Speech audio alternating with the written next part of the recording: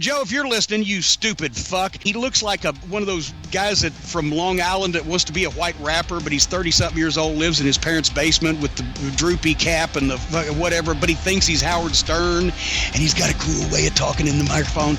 And he's a shock jock or whatever, and somehow or another he accumulates followers on Twitter. It's fucking pathetic. So please, nobody listen to anything involving a guy named Joe Cronin, because it's just so fucking sad.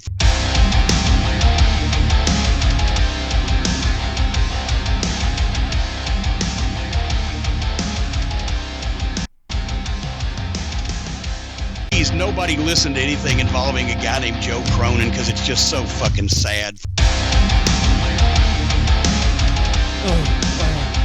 Oh yeah. Oh.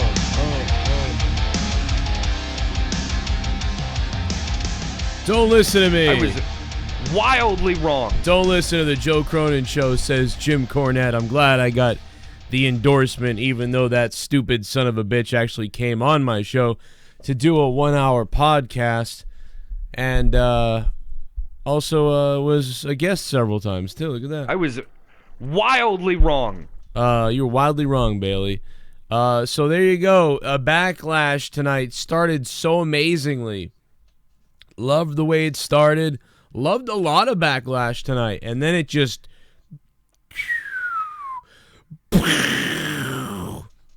it took a motherfucking nosedive from hell. Took a nosedive from which there was no goddamn escape whatsoever, and I don't really fully understand what that was about, but goddamn did this show take a nosedive. And we'll get Jake DeMarco in here real quick here. Let me unmute him. There he goes. What's up, Jake? What's going on? If it wasn't evidently obvious to everyone else, Bobby Roode is now officially a rosebud. So, yeah, any hopes we had from him, he's twerking now. So I loved that. I loved that segment, except Bobby Roode being in it. That pissed me off. Everything else was good, and then when I saw Bobby, I went, "Oh no."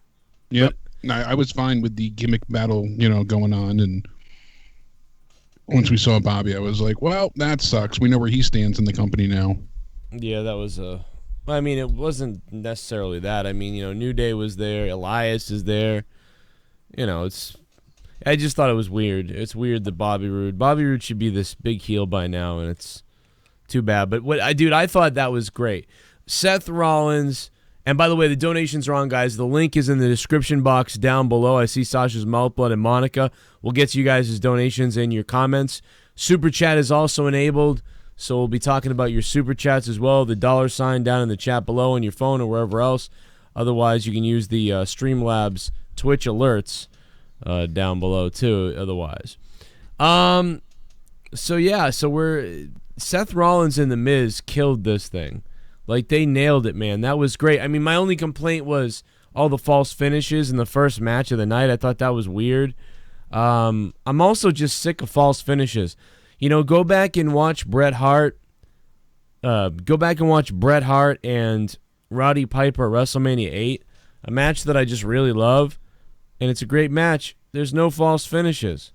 They could have had a match like that. So anyway, it was the best match of the night, I think. And yeah, certainly that could have been the main event, hands down. There was tons of storytelling, a lot of excitement, good amount of drama, superb action from both guys. I mean, you always hear, they pulled out all the stops. They did different moves. They mixed it up, because we've seen them fight multiple times. And that was a bit of the problem. Like, other matches throughout the night, it was as you didn't know you were watching Backlash. It could have just been a rewind, a replay of other, SmackDowns or pay-per-views. This was a whole new setup for them. Really enjoyed it, and especially when they had Seth go ahead and, slam his knee into the post on the outside. That was awesome. I loved it. That was a great moment. And then, all the times that they set up into the, the finishers. And I didn't mind the false finishes as much, because it wasn't, finisher after finisher. There were a few in there with, like, the curtain calls and stuff like that. But all in all, I just thought it was superb. Excellent match. That got me white hot for the night. I was really into it. And the final curb stomp looked fantastic, too. Super Laser dropping a $2 super chat says, Backlash sucked. That is all. I thought it was a tale of two different shows. For me, I was loving Backlash. I thought, Seth and Seth and The Miz killed it. I thought that was like an 8 or 9 out of 10. I think I was a little over fucking. I gave it a 9 out of 10. I think that was incorrect. It probably is an 8 out of 10 match, but nonetheless, I really liked it. And then the women, I thought it was going to be just a garbage piece of crap match, and because I don't think it was, I thought it was okay. And so because I thought Nia Jax and Alexa was okay, they did way more than I thought they were going to do. Like, Alexa tried her ass off to win the match, it seemed like, and they made it look like Alexa might win. And so I thought that match was okay. But then it was ruined by Nia Jax's just fucking atrocious speech at the end. It was horrible. She should have just... I feel like, Alexa really, really tried there, and she tried to sell well for Nia. But Nia, she doesn't really use a lot of moves lately. I mean, this has kind of been the past few months I've noticed.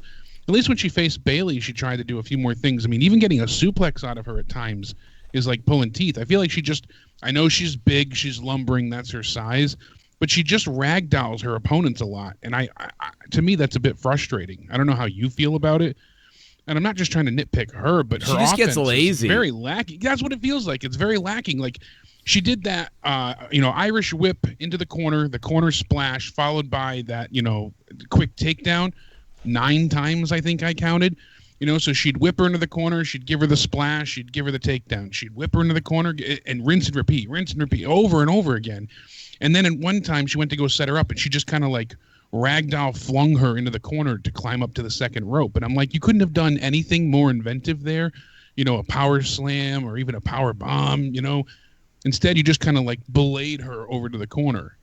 It just feels very like she's like very lackadaisical. By the way, and like, push me, I'm coming. When they grabbed hands and she threw Alexa over, it's like Alexa's supposed to step over, almost like a gymnastics move, and Nia should be guiding her down to the ring onto her back.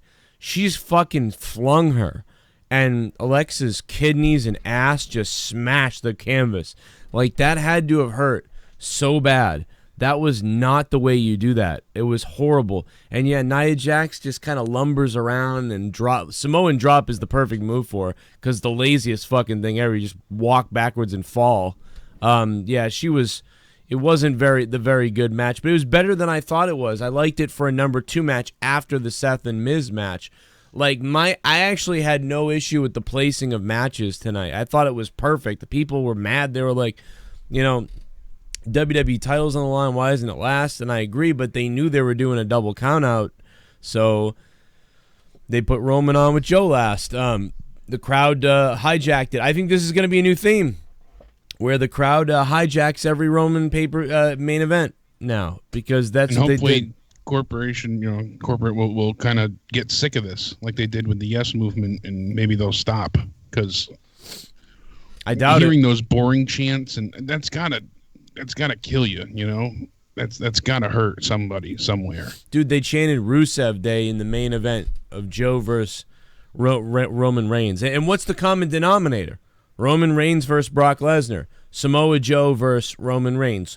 People are chanting Rusev Day and boo and CM Punk and this is boring. People are leaving. Why do you think this is? Who is the common denominator? Roman Reigns. Because Reigns just keeps being passive-aggressive to the haters. He's not becoming a heel. He should be a heel. If he was a heel, the people would stick around to boo him and cheer at him, as opposed to just heckle the WWE. If it's Samoa Joe versus Brock Lesnar, the crowd's split and they're cheering for both guys. If it's Roman Reigns versus Lesnar, crowd's booing, playing with beach balls and jacking off. If it's Reigns versus Samoa Joe, they're jacking off, cheering for CM Punk. What's the fucking common denominator? Roman Reigns, and poor Samoa Joe does not deserve that, And I understand it's not Roman's fault. It's kind of the hand he's dealt. But there's got to be a way he can do more with his character. Then he really he can. You can't tell me otherwise. Right. It's demeaning for the wrestlers in the ring to hear those chants.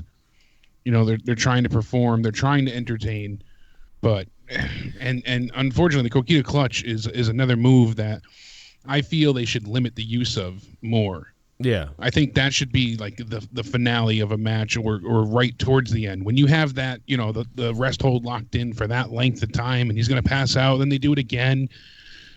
then again, it really slows down the pace even more so. I know it's supposed to be that domineering, test of strength. Kenny escaped, but when the crowd isn't behind you for that, you just got to stay more physical. The more physicality you bring, the more the crowd gets with it. Right. And I know that, and nobody's blaming Joe for this because, again, the common denominator is Roman Reigns. Let's play some of these donations, and if hopefully you can hear them. Let's get it away. My name is Kane, and I'm donating.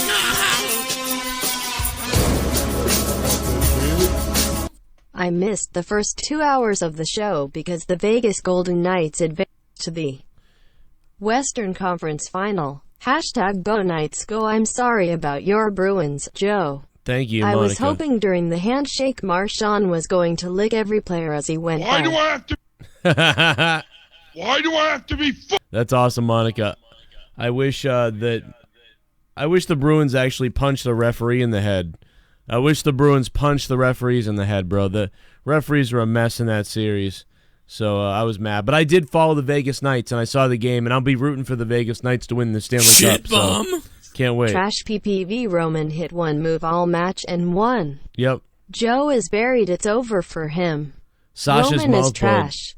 Sasha's mouth blood, thanks for becoming a $5 ShiBUM, Sasha's mouth blood. I agree. I said it to you guys in the predictions. I think Jake said it. We said it in the predictions, Roman's got to win. Well, maybe Jake, I think maybe you picked Joe. Shit. But Roman had to win here. Yeah, Roman had to win. It's been too long, and it gets out right away, man. When Joe went after him, it was like, oh my God, he's going to do the Hulk Hogan where he just gets beat up the whole match and comes back at the end.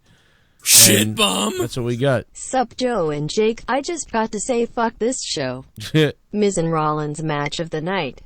But everything else pretty much fucking trash. Can't believe Carmella pinned Charlotte clean. AJ and Nakamura should have ended the show. I'm just fucking done. Dude, that was surprising. Triple Gaming, thanks for the $5 and becoming a $5 ShiBUM. I appreciate that. Yeah, Carmella getting the pin like that. What the fuck? That was probably the most shocking thing of the night. What in the motherfuck of all fuck? Thank you, man, for the $5. What does that say about Asuka?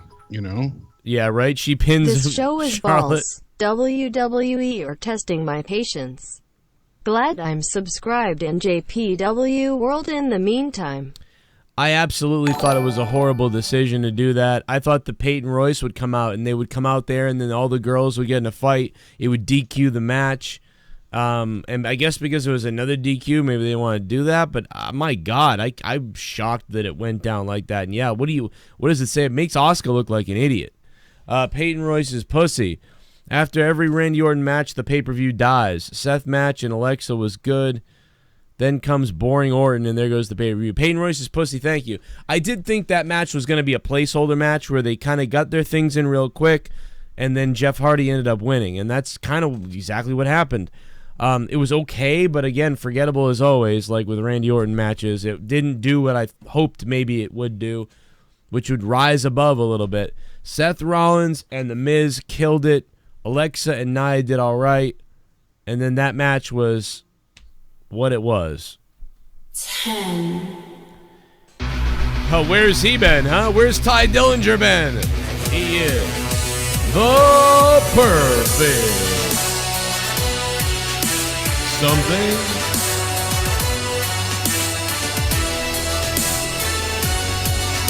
Nia Jax's Saturday morning cartoon special bullying speech got booed made me laugh, ha ha ha. Yeah, it was funny. And we got a double dick kick count out. Oh yay, and Roman wins. Movado, thank you, Movado, for the $10. What a fucking donation, Movado. Thank you, man.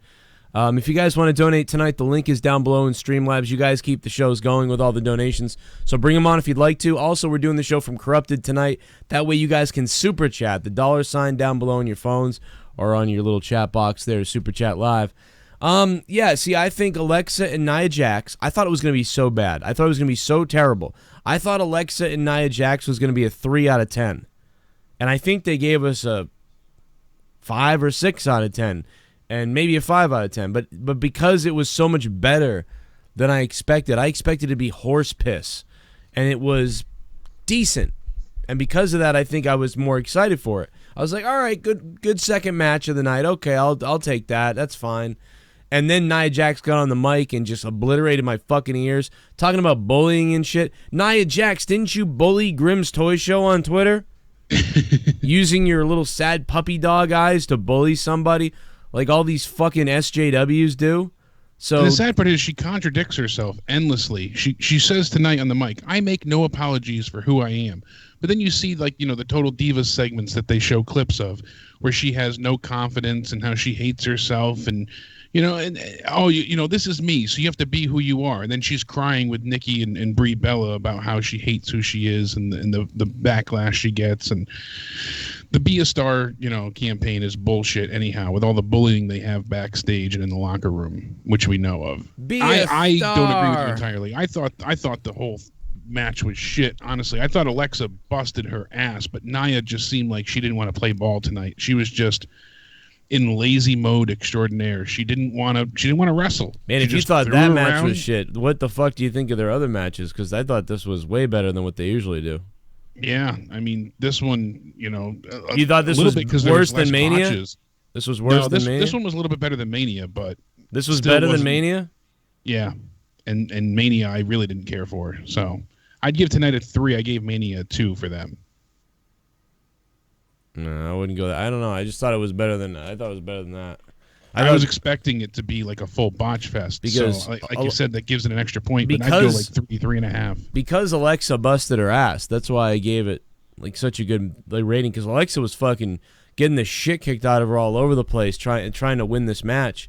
And I was impressed by Alexa. Like Alexa did more than she normally does because it seemed like Nia was a fucking rhinoceros just fucking slumbering around in that fucking ring. Yeah. And I give Alexa the utmost respect and credit, but that's the problem. She needs a better opponent. And this is just not who she is. Well, Alexa's not very good, really. Alexa's just kind of like good at the story and the talking, and she has a couple good moves that she whips out. So Alexa's very sort of 2D, one-dimensional. You know, so then when you throw her in there with Nia, who really is not very good, you know, besides being this big crazy girl who can beat you up. So when you mix those two together, like in my opinion, Nia Jax in the ring is like a 4 out of 10 or something. And Alexa Bliss in the ring, you know, maybe is a 6 out of 10, maybe. Maybe. Nia could have, you know, she came in, we're like, oh, she's going to be good. She's, you know, we're going to get something from her. And unfortunately, you know, you think back to her matches with Bayley, her matches with Asuka, then we go and everything we've seen on the main roster. I can't remember a Nia Jax match that I was a fan of, that I really enjoyed. And it's not just her size, because there's been bigger women that have done things, and we've also seen size differential come into play with other people, even on the men's roster side of things, you know, too. Just in general, you can have someone be bigger, someone be smaller, and still give an excellent match. So it's not just because she's bigger that I don't care for her. That's not it. She just doesn't carry or handle herself well, it seems like. Big Bad Ed says, I want my $9.99 back. F WWE and their dumb network. Well, you know, their pay-per-views were a shitload more. You know, Big Bad Ads? Yeah, imagine if you spent $60+ for this. Nobody would. I can't imagine anybody would be buying pay-per-views anymore, really. They'd all be stealing it by now. Maybe WWE just knew that. They knew, like, where they were going. That's why they made the network. They were like, people are just going to be stealing it soon. Can't put it past them for that much. And I also like tonight how you and I called Daniel Bryan's match to a T. We said that, you know, Bryan would win, and then Big Cass would beat the shit out of him afterwards. Yeah. Yeah, you and I called that perfectly, you know? That definitely seemed obvious, and they went exactly that route. So it made perfect sense. You know, it just made too much sense. You know, I like this version of AJ and Nakamura much better than the past iterations we've gotten from them. Yeah, this was their best match tonight, and it ended like a fucking dumb fuck, but it was their best match. I will admit, I thought that, and I said count out. Yes, I know I said count out on Twitter, but I was in a blind, pissed off, pain-filled rage. So, yeah, not answering the ref's count of 10, for anyone that wants to be critical. I didn't know that was part of a no disqualification match. You went ahead, you looked up the rules, and you set me straight, so I appreciate that. Yeah, anybody who is mad, part of the rules. Anybody who's mad, the rule is that they do count. They count them out still. They can be technically like knocked out and stuff. That essentially is, you know, you can give up that, so that it still happens. So people were like, so oh my god, they're counting. Call.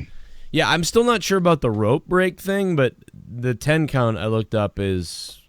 Yeah, there's not supposed to be any rope break. You know, no disqualification, no rope break, no countouts. You know, you can still have pinfall and submission, but I was not aware that not answering the ref's count at 10 meant that the match ended.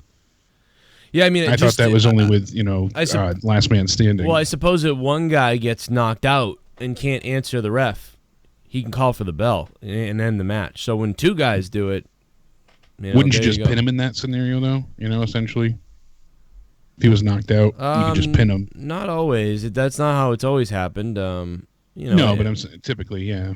You know, like people pass out from a submission hold, and you know they didn't say no, they didn't give up. Yeah, so then they drop the arm and they're unconscious.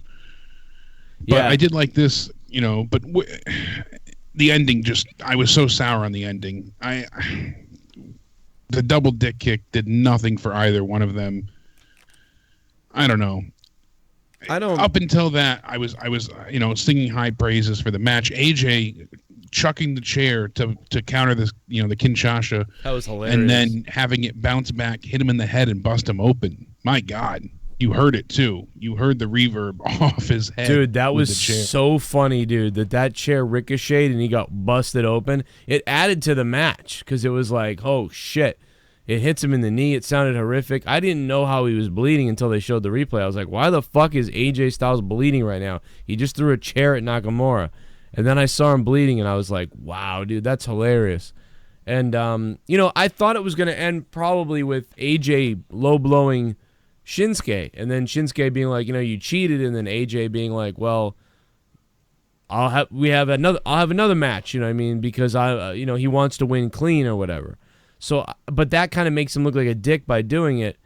But then they went there anyway, but had them both lose. So it's kind of the same result with this. It's the same result without. Yeah, because you know, if they didn't have Nakamura win, then he was dead in the water here. But they didn't want to take the title off of AJ. And as I said, we heard it reported heavily weeks before that there was going to be no title changes at Backlash, which there weren't.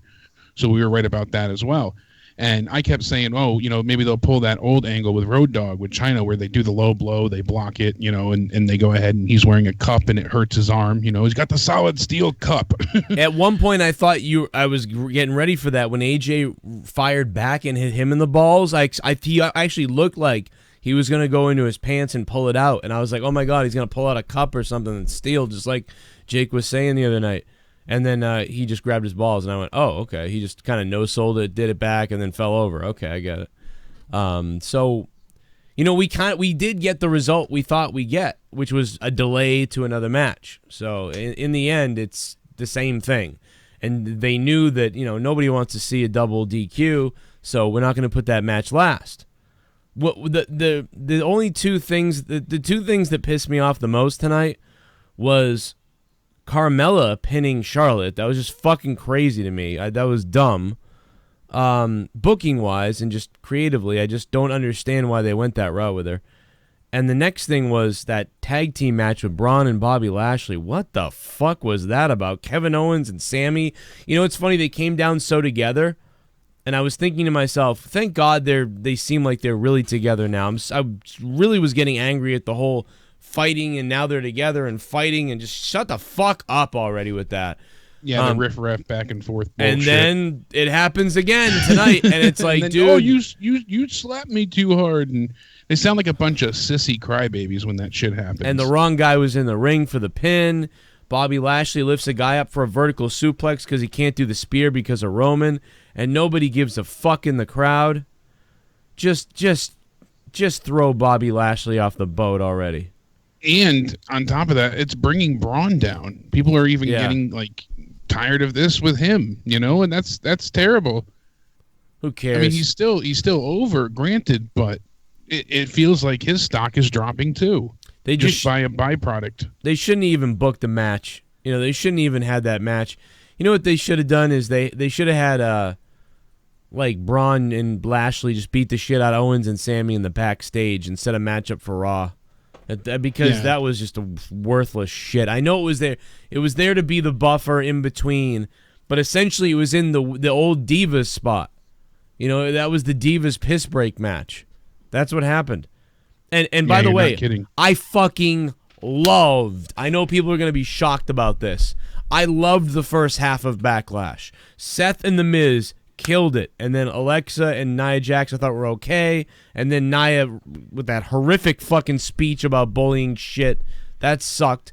And then, dude, Elias comes out. And that crowd, speaking of stuff we haven't talked about, the crowd tonight was great.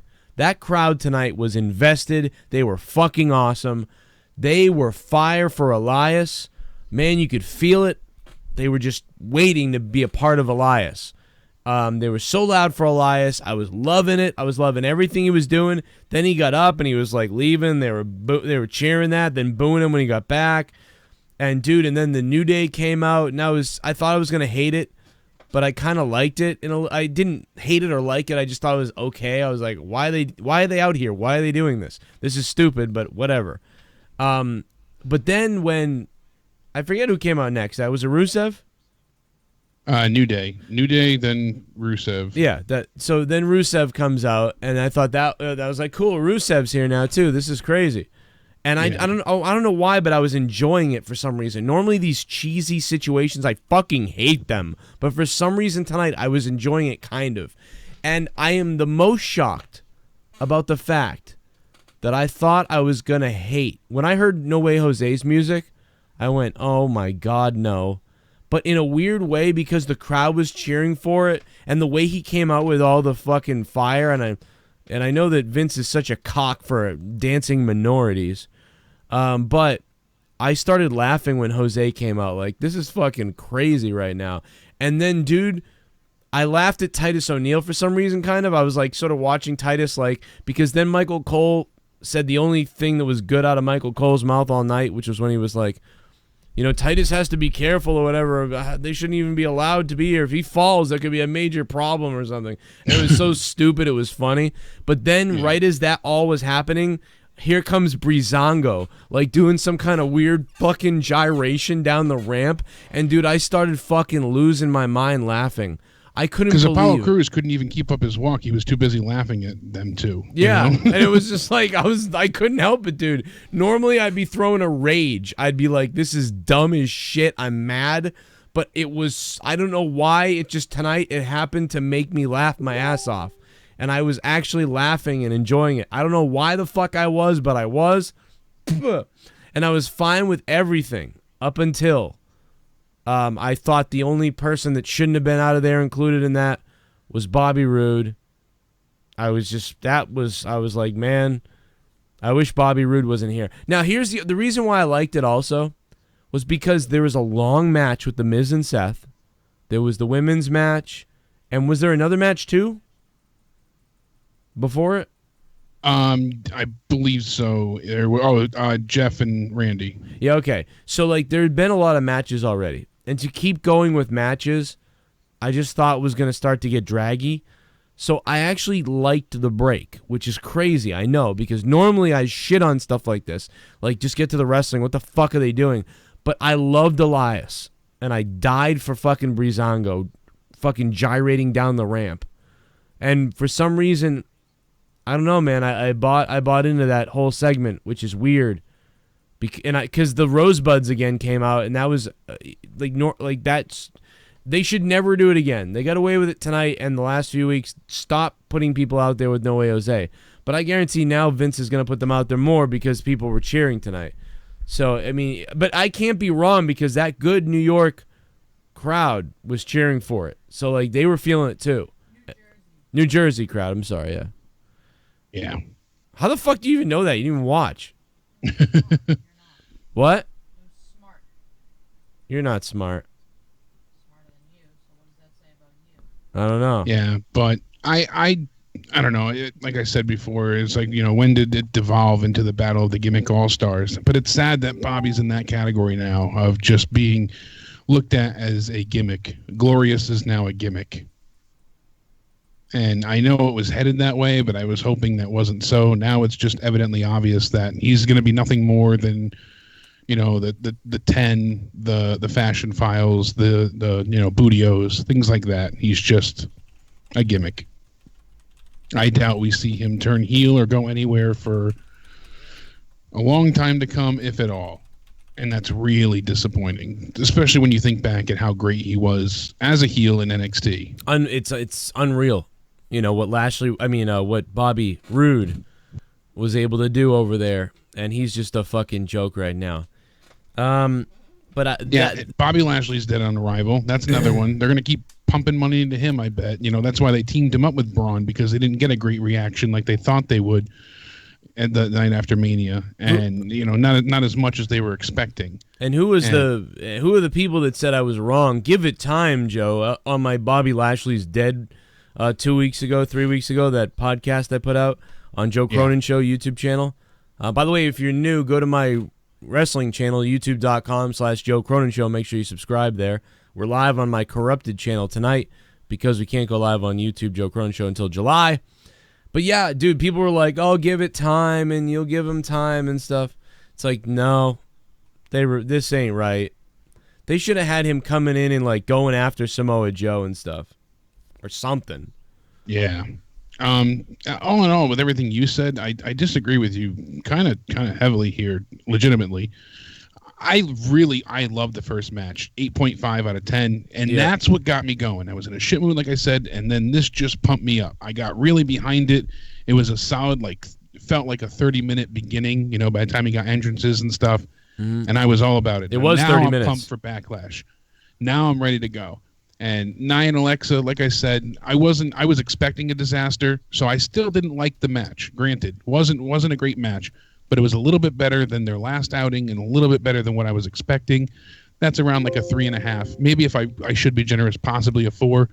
But I'm still didn't really care about it. I know Alexa, really busted her ass, but whatever.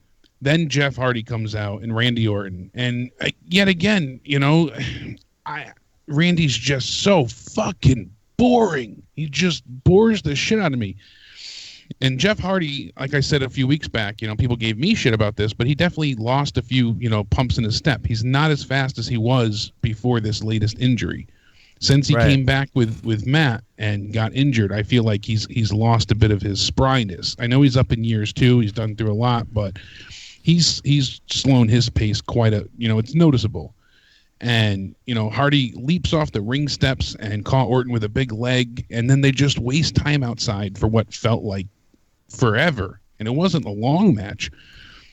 He did hit the Whisper in the Wind well, but from there, we get the Twist of Fate. I thought that they were going to set up for the Swanton into the RKO, like we had, thought that might come eventually. Yeah, but I think they're going to save that.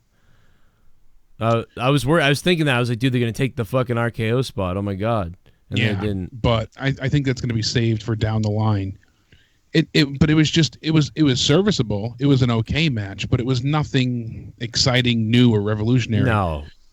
Then we got the gimmick people coming out, and I'm like, like you said, it makes sense. They need to do something since they didn't have any time for like a big promo. Or I'd rather watch the Alexa Nia match than the Jeff Hardy Orton match again. Yes, yeah, I would too. And you know how much I cared for that one, so that should say a lot.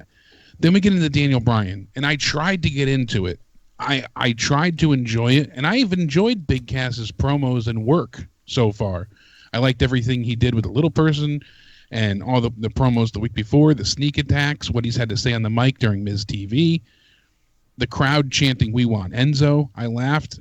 I didn't like the way they worked together tonight. I don't know how you felt about the match, but I thought it was okay, but it was just a little throwaway. It felt like a SmackDown Live match. It wasn't. Yeah, it even felt more like like a Sunday Night Heat kind of thing, like what they used to have back in the day, even less than a SmackDown. I felt like they were just not in sync, really. Like there wasn't botching or anything like that, but it felt like they just didn't really have a good game plan going into it. I blame both of them because I think if Shawn Michaels works that match with Big Cass, it's way better. And I think that Big Cass sucks. And I think Daniel Bryan did a decent job of selling. But it was very similar in a way to the Nia Jax, Alexa Bliss match where the size differential comes into play. But it didn't work. And yet again, not like that. It's just that like Big Cass just kind of lumbered around and Daniel Bryan threw himself around to make it look good. Yeah. But it wasn't very good still. It's, No. I didn't like the way Big Cass sold anything either. He made him seem, very blasé. Just made Bryan seem weak. Even at times where Bryan, tried his hardest and got in a few good shots. Kind of made it seem like, it was just, swatting away at a fly. And then, Bryan really clubs him hard in the side of the head a few times until he goes ahead and he applies the yes lock. And Cass tapped really quickly. And I think they could have stretched that out a bit more. Not super long, but just like, oh, it's done. Get it over with. And then we got the attack afterwards. So we know the feud's going to continue. I don't think it did really anything for Big Cass here, though. Even with the attack afterwards. I don't know if I think they needed to make it seem like he hurt Daniel Bryan's head or something. Like I thought I don't think he was vicious enough. They should have had him throw. I envisioned this when we talked about it last week. I envisioned Cass whipping Daniel Bryan into the steel post. Now, right into the post, but the post is like a big thing now, so it's like it's kind of stupid now. Because it's not a steel post. It's a fucking LED thing. Yeah, it's a mini Titantron. And it kind of sucks because when the post, it's like, oh my God, that's solid steel. And you could slap it with your hands and run into it and I would have had Daniel Bryan get busted open myself. I would have had him thrown in. And by the way, they also should have, I thought, maybe even had Daniel Bryan beat Big Cass quickly. And he kind of did, but even quicker. And like Big Cass is enraged that he lost, and and I wouldn't have thought a tap out either. I would have thought more of a, like a sudden, some kind of weird roll up suddenly. But yeah, like a quick roll up, or something that he wasn't, not the tap out that makes him look like far too weak. It would have been cool if he, I don't know, but it was whatever. He tapped out this big giant guy tapped out really quick, I guess. I wish they played into it too with the yes lock being like, oh, Daniel can't quite lock it in because Cass is just too tall. They were going there, and then they started to, and then he tapped out. Well, then at first, he couldn't lock it in. No, he couldn't. Oh, never mind, he's got it. No, he couldn't, and then he smashed his head 3 times, and then he put it on. Yeah, I wish they did do it. They just stayed with that fact of, oh, he can't get it, and then he just wasn't able to apply the move this time. So that later on, when they have their next match, or even the match after that, the rubber match, down the line, that's what finishes it. I think it would have been more impactful of, the threat looming of the yes lock rather than just have it happen this time. They could have had him fail on it, and then Cass gets out of it, and he could have hit him. He could have bailed on it, and then maybe even hit him with the fucking Psycho kick, and then covered him for the pin, and then Cass could have almost kicked out of it, almost even, making Cass seem pretty strong, but it did knock him out. You know what I mean? The referee counts 1, 2, 3, and right on 3, Cass explodes out, but it's a 3 count. They haven't done a pin like that in a long time. It's always some guy's completely out or they're not out. It's weird. They should do that. Oh my God, he kicked out, but it was too late. He didn't kick out in time. And now, that 2.9 count that Hogan was famous for. And that's kind of sometimes it's scary because it can get sympathy for the guy, so you don't do it. But because you don't want to give sympathy to Cass, oh, look at that, he kicked out, he was close, ref. But that would have made him go enraged the same way. And then I think he could have thrown Daniel Bryan's head into the steps and head into the post, and Daniel Bryan could be bloodied. They can just go ahead and black and white it like they always do, whatever the fuck. And, they could have continued their story. I think that would have been a little better. What they did was what we actually thought, what we predicted, though. It wasn't like we said what they should have done this last week, so we didn't come up with it either. We came up with he wins. Well, I guess we didn't need to because we didn't really explain what we thought, how he'd win. But we said he would win, and then he'd get attacked. So it was close, but this show took a nosedive. This show started off wow, this is, And you know what's funny is it's still one of the better shows of the year, but it started off like fucking red hot. And, you know, everybody said, oh, wow, that's going to be the best match of the night. And I was like, I hope not, because, wow. I hope not, but. I think my second favorite thing of the night, so, like, besides the opening match of the night, my second favorite match was AJ and Shinsuke. Even, you know, with the ending being weird, that was still very interesting. But nothing else really was, to me. Everything else was kind of whatever. Like, if I was going to watch this back, I always rate these shows on what I would ever watch back again. I would watch Seth and The Miz again, even though I think it was a little too planned and too many false finishes. It really was too planned out and whatever it seemed. But whatever. I gave it an 8. I guess I'll give it an 8. I loved it still, but if that match had been less planny and sort of more like the one of the best things was the knee to the post. Like, that was so, I know that, like, you say, well, that was planned. Oh, I know, but it didn't seem like it because it was random and no pushes him back, and it was so well executed that it just seemed like it was on the fly. Little nuances like that are huge. Like, that's a memorable thing. It's stupid, right? The guy's knee hits the post, but it's memorable. It's different. It's a new thing. And the way the match, and the threaten of the curb stomp from the top rope, but then it didn't happen like you thought it was. And so it was, you know, it was a pretty good finish to a great match. And it gives them a place to go going forward. There's still things that they can accomplish. They didn't, you know, throw everything in the kitchen sink out there. There's still more they can accomplish. That was one of Miz's best matches ever, too, which is crazy. It really is up there. And Miz has been impressive for a while now, so he's only gotten better, honestly. Why didn't they have any tag team championship matches on the card? Yet they booked Strowman and Lashley in a tag match. Pay-per-view 4 out of 10, says DJ from NJ310. Thank you, DJ, for the $5 super chat. I don't know. I'm glad there wasn't, though, because that would have really put me to sleep. So, I mean, I give the first match an 8 out of 10. I give Alexa and Nia maybe like maybe a 5 out of 10. And then I probably give Jeff and Randy a fucking 4. Just because fuck them with that match. I'd be about a 3 for them, honestly. Carmella had a chance to really show that she's been improving in the ring here, and she failed. To me, she failed. We saw her moonwalk. We saw her get cocky. We saw her take a few spears and kicks.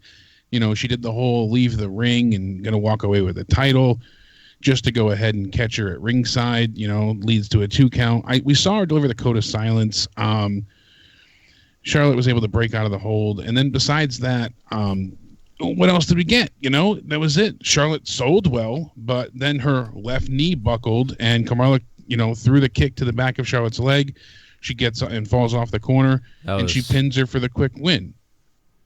And I was like, "Wow, that's it! And a clean victory." I really thought that. I know. At some points she's got to get some wins to make her somewhat legitimate, maybe. But I can't believe that the Peyton Royce and them didn't come out and cause a problem.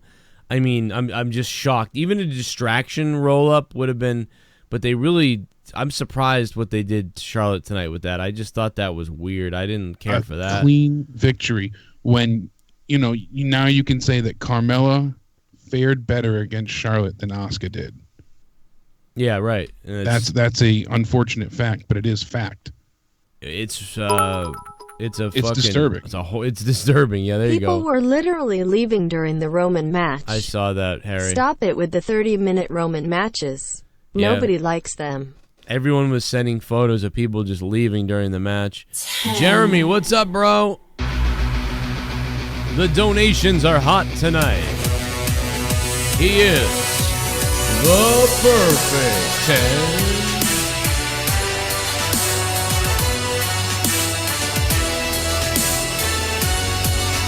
Hey Joe IDK, if you saw my winner's tweet that I sent you earlier today. I got them all right. It was predictable, but the only thing that wasn't was Ruby Riot's pussy slip lol 6/10 tonight for me. Jeremy, I didn't see that. That was one of the only matches I think I got wrong. Was the pre-match. I said that Bayley was going to win, but I guess they really hate her.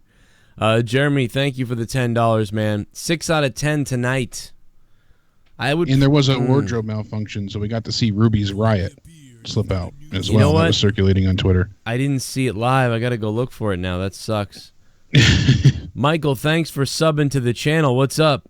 We're having a subscription party, guys. Thanks to M46 for subscribing and also becoming a patron on patreon.com/Joe Cronin Show. ShiBUM. Thank you, man. Gorilla that Strong. PPV was like eating at Taco Bell. It's okay at the beginning, but then nothing but mud butt in the end. Shout out to the chat and of course Joe and Jake. Love you guys. Gorilla. I've been saying it for a while now, but Gorilla Strong. Thank you, Gorilla Strong, for the $5 and becoming a $5 shit bum. Hey, if you saw Ruby's vag, then you're pretty lucky. That's pretty cool, man.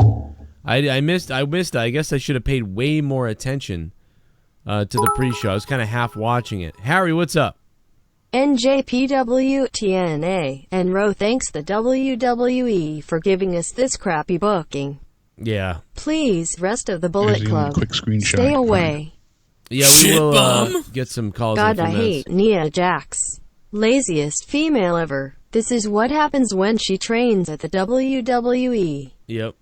Performance Center for only 4 months before he debut. Reigns main eventing over WWE title is why people boo him. Simple as that. That's a good point. Well, that. I don't think it is that simple, Jaff94. I think there's like so many other things too factoring into it. But that is one major reason for sure. But there's definitely a bunch of reasons why people are not happy with Reigns. And it's Vince's fault. It's Stoco. Steve Boston. Thank you, Jaff94, for the donation, man. Thank you, guys. Stokode. In the Rollins vs. Miz match, they're fighting in the ring, and the commentary can't make the match sound important. Laughing about kicks to the ear, speaking urgency. The match was great, but yeah, you're right about that. I would have loved to have called that match. I would love to have called that match. That match was... They got fucked, bro. So stupid. Thank you, Stoko Steve Boston. Why did I hear my daughter screaming through the monitor? Great. Always jack up the fucking monitor and then walk away.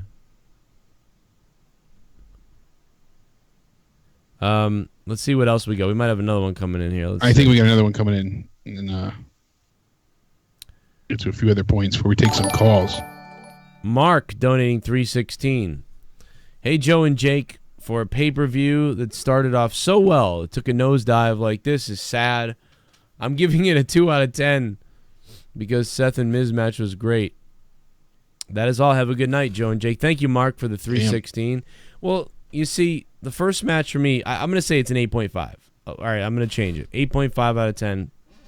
First match. And then Shinsuke and AJ was pretty good. I don't know what kind of rating that gets, like a 6.5 or a 7, maybe a 7. I would give it a 6 myself. Yeah, so like after that, everything else was worse than that. So, well, here if we go down the line quick, so we got 8.5 for the first one. You said it was gonna be probably. What did you give? ShiBUM. Nia and Alexa. WWE think us fans are stupid. AJ and Nakamura ends in a no contest under no DQ rules. Miz and Rollins was the best match on the card. I liked Big Cass beatdown after the match. Blue Easy, thank you for the $5 and becoming a $5 shit bum. Yeah, it happened exactly as we said it would, basically Blue Easy. But the only thing is, yeah, we looked up the rule, and I mean, there can be a double count out in a no DQ match. So, apparently, maybe it's different in a hardcore match. I don't know. But in no DQ, we looked it up, and you can count to 10. So they technically did the right thing. So bizarre. Alexa's sweet ass. Alexa killed it for Nia. Fuck that huge bitch. She's as lazy as Brock. The Braun match was a waste of time. Lashley they killed. I told you guys. Also, I'm tired of Sasha Bailey shit. Where is that going? Well, it didn't go anywhere. We didn't see really anything of it. But yeah, man, I told you guys Well, they had a Lashley was promo on the buried. pre-show, Joe. I don't know if you saw. Oh, it. they did? WWE just tweeted out that Alexa is actually injured too. Glorious Eugene just let us know. Oh, really? I bet you it's her fucking hip. From that you called it. That was a fucking brutal. From that double-handed toss. You're supposed to lift the person, and she's supposed to lift off and then come slowly over the back and crash down. Instead, she was slung like a fucking idiot. I watched that move. ShiBUM in her match against Nia Jax. Land on the shoulder. Not WOOOO tonight. Miz and Rollins was great and Nia versus Alexa was pretty good. As for the rest, BOOOO. You grabbing the briefcase on Friday night with 16 seconds left Joe was Cronin. way more exciting than the stupid Roman match. Yeah, I think we had more drama and excitement on Monetize This last Friday when I got the briefcase for the points in the bank for the title. Thank you, Joe Cronin's cock must win. Thank you, sir. I love you, and I salute you for your service. The Pope jumped me. I was there. Seth Miz stole the show. Rest sucked. Oh, no, it didn't. No way the Pope jumped me. Oh, my God. Oh my God, I love Seth Rollins.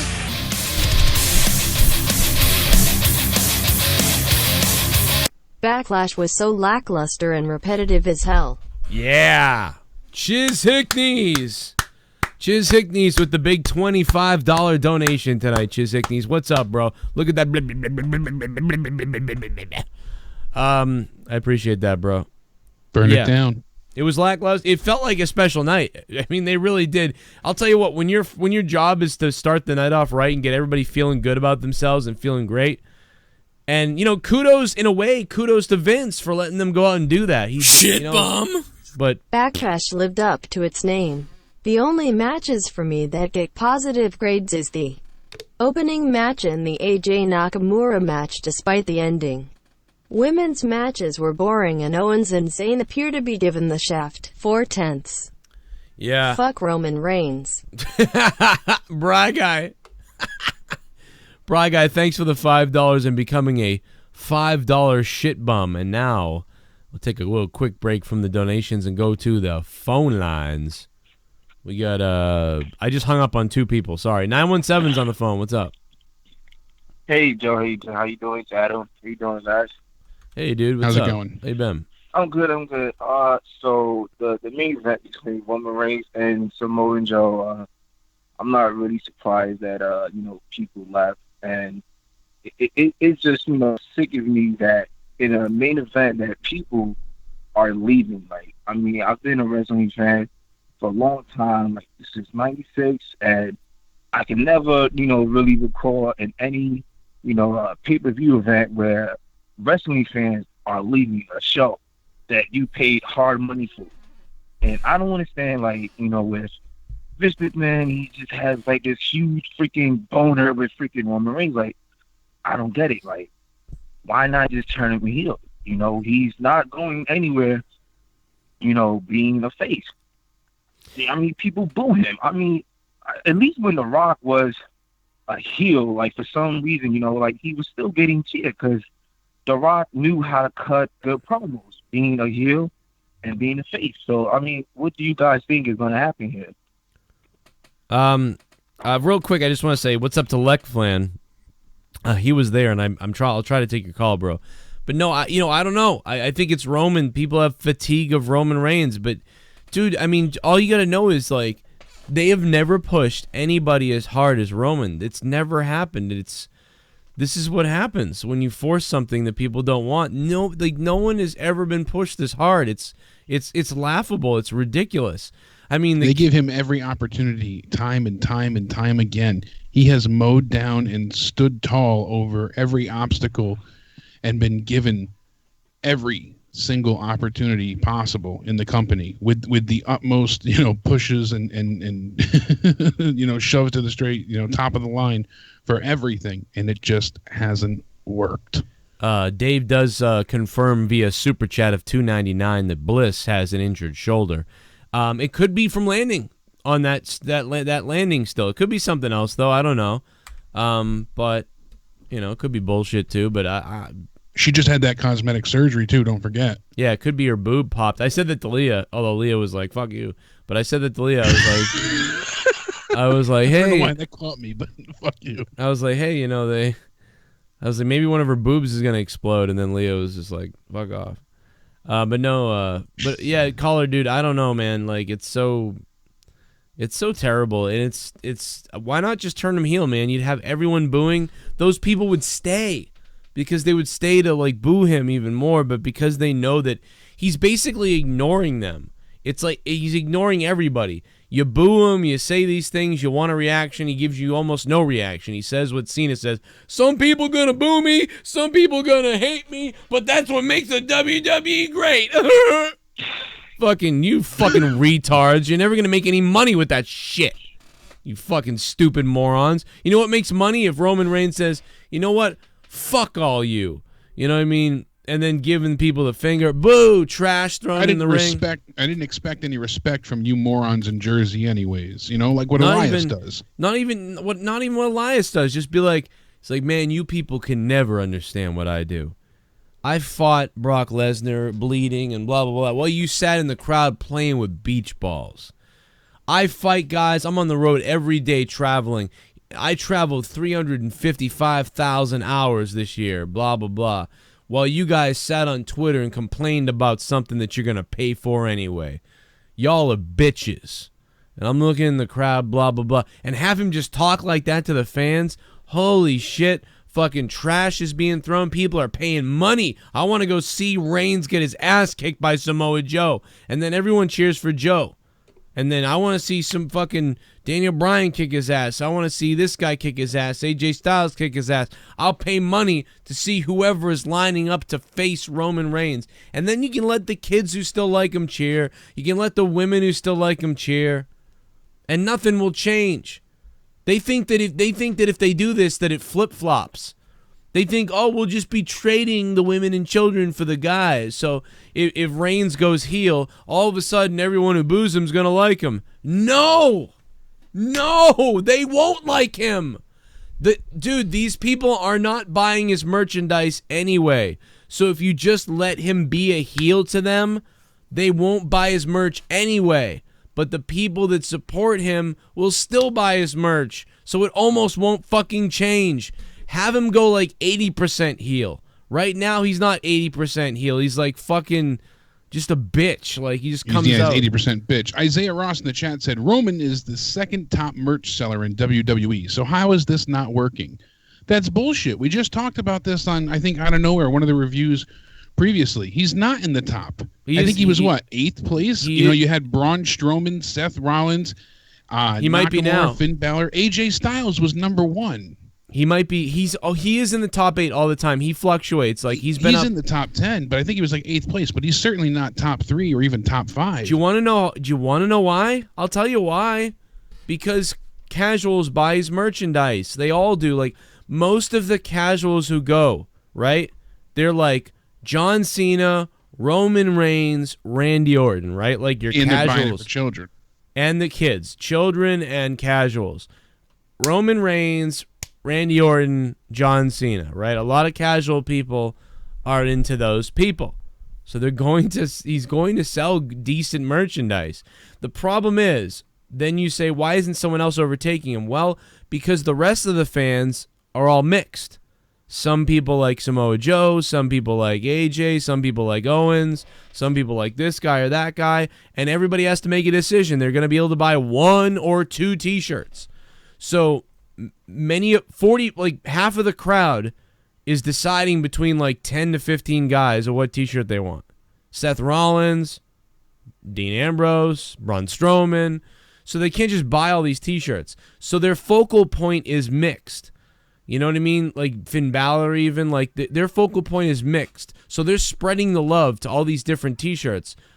But the casual people are more focused on certain people. So that's why you see that. But that's why I say if you sort of turn Roman heel, or at least allow Roman to be badder than he is, you know what I mean? Then you can draw more money out of the people that actually hate him. But now you're starting to see a negative impact of people leaving and playing with beach balls. Dude, I can't even believe they didn't use this. They were playing with beach balls while he was bleeding in the ring. Why in the world was that not brought up? And I know that you think, oh, well, you don't want to bring that up. I do want to bring that up. That is the most beautifulest story they could have told. Roman Reigns is mad. I just want to say that some of you love me, and I love you for that. I see a lot of kids with my shirts. I see a lot of hot mamas with my shirts. You know, they like winks at the camera or something. He's like, but I see a lot of crybaby, you know, men who live in their parents' basement who don't like me, who go to WrestleMania, buy a ticket to WrestleMania, and then they play with beach balls in the crowd while I sit there bloody and I work hard. I know what it's like to work hard. You don't. You live at home with mom, all this other stuff. Like, he could have really gone into them and gone full heel on them, but still remained a face to everybody else, as opposed to John Cena being like, hey, some people gonna boo me and some people gonna cheer me, but that's what makes it great. That's what makes it the WWE. Oh, you know, like that shit isn't gonna get you anywhere. I think it's time to turn Alexa Bliss face, says Bobby Means in a super chat. Thank you, Bobby Means. Maybe, I don't know. The crowd tonight was a hostile crowd. I didn't expect it. You know, they were cheering for WrestleMania, and those were the same type of fans. But it was almost like people gave her a chance. You know, like, yeah, give her a chance. You know what? I do feel happy for Nia to get here. And I felt the same way at home. I kind of clapped for her. I was like, go Nia. You know what? Fuck it. I'm glad Nia did that. But tonight, after watching what she did in the ring, I wasn't really liking her. And then, when she gets on the mic and is like, and be a superstar, like, I was just like, oh, I fucking hate you. I hate you. And then the crowd started booing, and I was like, oh, shit, they hate her too. I'm not crazy. So, you know, there's a correlation here, and, you know, whatever. They'll ignore it. They won't care. They'll do whatever they want to do. 856 is on the phone. What's up? Hey, yeah, I'm just coming back from the event that was there tonight, and it's an atrocity how they're booking this. I mean, everybody in the building was completely pissed off that AJ Styles and Shinsuke were not on last, and like people were leaving it before the Roman Reigns match, like as they were coming out, and then halfway through the match, once they had, you know, doing all the headlocks and sitting there for 5 minutes, I mean, I would say at least maybe a quarter of the people left. I mean, they were chanting "Beat the Traffic." They were chanting, dude. They were chanting "Beat the Traffic." Yeah, it was really. I mean, they were "Beat the Traffic." They were cheering for CM Punk, Johnny the Rest, everything. It was. I mean, the crowd clearly had enough. They were pissed off about the Charlotte match. Everyone wanted everyone was really, I think, looking forward to that. People were just kept bored and pissed. It's too bad because it started so good. You guys must have loved. I mean, the Seth Miz match was so good, and then it started just getting really bad. That match was amazing. Everybody was completely hyped up on that. Like when they, picked out of those two finishes, it was just everyone was chanting, "This is awesome." I mean, you could just tell it's something special, and they were just feeling the show. I hope that down the line they get Seth Rollins to go against Roman Reigns. I mean, Seth Rollins seems so old right now. And maybe get Roman to turn heel then. That would be a great, I think, WrestleMania matchup. Yeah, it would really be good if I thought they were already going to do it. I think when we go back to our predictions from a couple months ago, I think one of my things was Roman will go heel, he'll have the belt, and then he's going to face Seth Rollins, and Seth will be the face, and that was my whole thing, and it didn't ever happen at all. And you know, people, a lot of people don't want nice guys anymore either. They don't. They're back to that cynical sort of crowd. They don't. Nia Jax saying be a star. They don't want that. They want somebody to beat the shit out of somebody. It's really bizarre. You know, it's not what the WWE thinks they're getting, and they're steering the ship in the wrong direction all the time. Yeah, I felt bad during that Nia Jax promo. I mean, she's trying to send a nice message about bullying, but everyone was booing because it just felt like the insincerity, and they just felt it was completely scripted. And yeah, was booing the whole time. Kind of bad. She was handed the "Be a Star" script in the back and was told to, hey, remember to say this and remember to say that. And she's sitting there huffing and puffing out of breath because she ate 700 donuts in the back. And you're not supposed to say anything mean to her though. And then she has to say all that dumb shit, man. Well, thanks for the call, bro. I'm glad you enjoyed the show. I mean, you probably didn't really, according to that, but whatever. But yeah, Nia Jax's match she was terrible. She made Alexa Bliss look like $1 million tonight. And I don't think Alexa Bliss is very good in the ring, but tonight Nia Jax actually made Alexa Bliss look like fucking Shawn Michaels or something. And what's up? Smack my ass and call me Susan. You know what I forgot to mention that I really enjoyed was the figure 4 leg lock after they had, had his knee go into the post with Seth. Oh, yeah. And then they reversed it to turn the pressure over. And the way the Miz was selling, like you just saw the agony in his eyes as Seth started to roll to his left. And he knew it was coming, and then he couldn't quite reach the ropes. Then he reversed it again, and just that whole scenario there was just another, beautiful icing on that cake. It was old extra school. Fantastic. It was very old school, like Ric Flair shit. Like it's been a while. I feel like it's been a while since we've really seen that done really well, and that's what I thought of too. Yeah, you get Charlotte where she bridges it into the figure 8, but to see someone reverse it and then the selling back and forth, knowing that Miz was focusing on the injured knee, he was targeting that area very specifically, just to have that game plan going forward. All of it, just the mindset used was excellent. I can't say enough about that post, that knee post. That was so well. Like I was like, oh man, because you're hitting. When I'm watching these matches, I'm always like waiting for the emotion, and you hit these little sort of like check marks during matches. And that moment when he hit that thing was like, oh shit, like that elevated 1 point for me right there. Like, oh, that was great. And then the next thing and the next thing. And well, especially when he went for the, Rollins gets the superplex on the Miz, and then he goes for the Falcon Arrow. This is after the figure 4 moment, I believe. And then he goes and his knee gives out. Which was unfortunately that was a redone spot, but I was okay with it. Yeah, but even that was done better than what they had done before, and then Miz goes ahead and hits him with the skull-crushing finale, and I was like, God, it was just so well done. Yeah, it was just a great match. Perfectly executed. Only thing, I can't believe it was the best. I was like, maybe it won't be the best match, it will be one of the best matches of the night, but hopefully something beats this. Hopefully AJ and Shinsuke do something crazy or, whatever, but did nothing. That was it. You might as well watch that and turn it off after that. Let me see. Joe Cronin's Cock Must Win is dropping a super chat. Let's see what he has to say. It's at the point where fans are intentionally going to events to hijack Roman matches to send a message. No, I don't think it is. Joe Cronin's Cock Must Win, thank you for the donation of $5 super chat. I disagree with you. I think that they're trying to enjoy the show, and they're not happy with Roman Reigns when they see him, and because they left, people were leaving. So I disagree. I think they're leaving. It's the opposite. They're actually leaving. I think if he was heel and he was saying things, then people would buy tickets to go see it. If Roman Reigns was heel and saying fucked up shit to the Smarky crowd and was being a fucking dickhead, then people would buy more tickets to go see him, to throw stuff at him and stuff. I mean, I'm seriously. Like, because if you told me that, oh, hey, you want to go to Raw?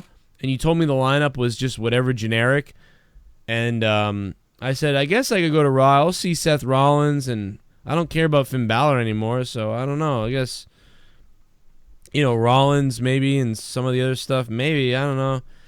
But then if you said, oh, the main event's going to be Roman Reigns, versus fucking Seth Rollins is going to be the main event, I might pay money to go there just to boo Reigns and hope that Seth wins, because I like Seth so much and I want to boo Reigns so much, and because of that I might buy a ticket. And that's like legit actual psychology of a ticket buyer, and especially people that are like above the age of 16. Mike Daniels, what's up, bro? Thank you for the super chat donation of $4.99. Mike Daniels, what's up, Mike? Thank you, man. Thank you guys for keeping the show going with the donations and the support you guys give. We appreciate it. And I see some more Streamlabs ones I'm going to play in a second. But yeah, it's just like that sells tickets, man. And then the kids that like him are going to like him anyway. The women are still going to cream their fucking undies for him anyway. So now you got everyone more invested. But right now, you got people that are just jeering on him. They're seeing the whole Hulk Hogan like comeback thing and they're just booing it. They don't like it. And they're in New Jersey. So it's a tough crowd. Northeast crowd. We thought that he would be cheered over in a fucking Saudi Arabia. He wasn't even cheered there because the fans there, they just knew John Cena and Randy Orton and shit. They were looking for those guys. And I'm surprised, the WWE didn't. You might as well have made Triple H and Cena the main event. The crowd, but I don't know. Because by the time they got even to the end, they weren't really even that into Roman or Brock, but especially Roman. And earlier we did the Avengers review and stuff too, by the way, guys. So after this, if you want, you can go watch that. That's up a lot right of good here. feedback from that. It's up right up here on Corrupted. It's pretty good shit. But overall, I give the show. Oh man, it's so tough. I mean, I want to probably say 4 out of 10 because The Miz and Seth put it up to a 3. And then Shinsuke and AJ's weird match kind of brought it to a 4. And I laughed my ass off at the Elias thing. I enjoyed that. I know a lot of people don't, but I did. For whatever reason, I just tickled my ass tonight. I don't know why.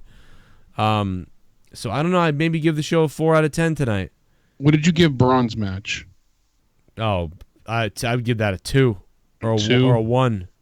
And you gave Hardy a 4, and you gave Nia what, a 5? You I said give or Nia and no, Alexa a 5. Yeah, mostly because of Alexa, but. All right, and then you said you gave Orton a 4, and what else am I missing? AJ, you said a 6. And then what about Roman and Joe? I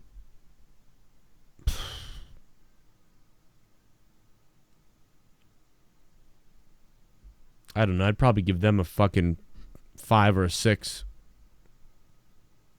Because they had a thing. They had an alright match, but I don't know. Like it was just too like predictable for me. Like I didn't like it. I didn't like how it was formatted. Like okay, Joe attacks him and then beats him up forever, and you could just see it right away. Like Roman's like, oh my God, Roman. It's like clearly he was gonna come back and win. It was so predictable. That's why I don't like the match. It was too predictable for me. Like right away, he's gonna get the upper hand for a long time. Roman will fight back, kind of, and then at the end he'll win anyway. Joe Cronin. And what about Carmella and Charlotte? Probably give that a 4, 3. All right, and Braun's was. I give that a 2. 2. All right. Oh my God, you disagree with me? That's hate speech. Yeah, so that gives you your final total of a 4.5. So there you go. So I was right with my sort of guess 4 out of 10. Okay, so there you go. 4.5 out of 10. There you go. Good call. Joe Cronin's cock must win. 3.5. So and you're 3.5. Not good. Not good, everybody. Not good at all. You better suck this was Seth my Rollins' worry. This dick. was one of the things I was really, really concerned about with them doing these type of dual branded pay-per-views. As much as I was tired, I know I have to can't have your cake and eat it too. But especially I don't eat cake. But we go ahead and we're tired of this. We're tired of the single brands. There's too many pay-per-views. So what do? They try and combine them. But they combine them, but they didn't cut down the number of pay-per-views either. So it didn't help at all. They could have gotten rid of one show here, one show there, and it would have made it, if they had one show a month instead of doing it every 3 weeks, brand to brand to brand, it would have been more beneficial. But now we're really going to see where, the tag titles weren't defended tonight. So it's really going to hinder the tag division, or the women won't be showcased, or, the U.S. title or the IC title. We're going to miss out on a lot of key people or components of each brand but going you know what? forward. I'm glad there's a lot of pay-per-views because the week-to-week show sucks so bad. Thank God there's these shows fast, because if there was more time in between these pay-per-views, it would be worse, because they suck. They can't write worth a shit. They can't even write 2 weeks or 3 weeks, 4 weeks, 5 and 6 weeks. It gets really fucking mind-numbing. Yeah, I would want just one a month, not one every 3 weeks like they were doing. Because the problem that happens is that then they get, when they do it that way, then all of a sudden when they have like a SummerSlam or a Mania and they finish up the Raw pay-per-view, then SmackDown doesn't have a show for 6 weeks, and then it gets really bad. Or Raw doesn't have a show. Wait, are they not? Are we not just getting one a month? What are we getting? No, now we're going to. Oh. Well, that's what I'm saying. Going forward, they'll be dual branded and they'll be at least 3 to 4 weeks apart. I'm saying beforehand, we were getting it where because it was you were just complaining brand, about what we were about to get, it sounded like. No. Because we were getting one brand to one brand, it was like, all right, it was too many shows, but it was too far apart for the writing. Now I'm just worried that because there's only so much time on the one show a month that they're really going to be, excluding a lot of the key people that we enjoy. Are you telling me there's 6 weeks till the next pay-per-view?